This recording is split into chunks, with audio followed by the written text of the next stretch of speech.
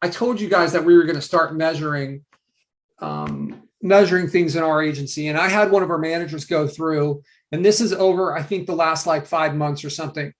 So what we're going to be doing moving forward is we're going to have month-to-month numbers on this. So this is the data that we've gathered from like tracking our stuff. So we've had 12.5% of our stuff was suspended when getting a GMB. 75% of it went live. 12.5% went into pending. So you can kind of see these two numbers are about the same. The percentage of the time we actually get the code. So this is where we're using Indeed and Craigslist, just like I've kind of taught you guys. So we get our codes 53% of the time with our strategies, okay? The average cost of a GMB. So this is kind of like we pay $50 for a GMB. So when you calculate that, when we're actually getting the code and we're paying for it, like, and it's going live, I think is the other part of that. So it costs us $62.50 to get one to go live. When we get the address, it's 40% likely to be a live GMB.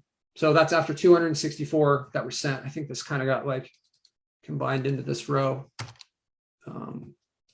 Whatever, you guys understand that. So 264 GMBs total.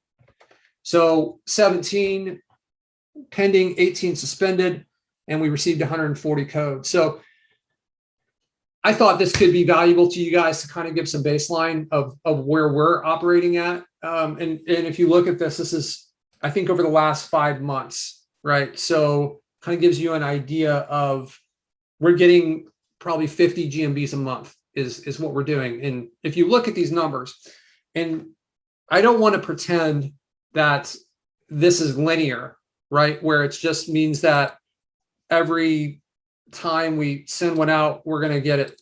Like that's not how it works, because there's chunks where you kind of go through with Google where things are getting more suspended now than they were a month ago. And I would predict that it'll probably swing back the other direction in the next month.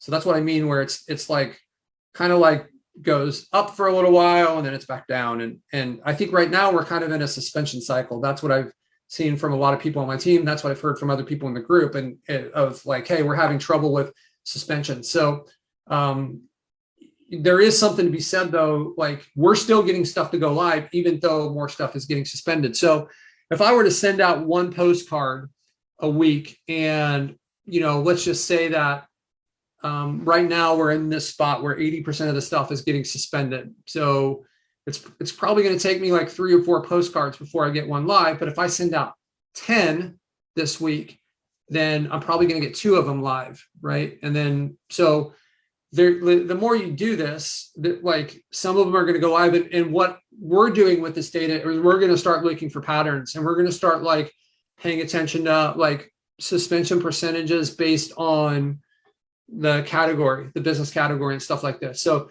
last week or 2 weeks ago, I think it was, I told you guys, I think it's important for you to measure stuff.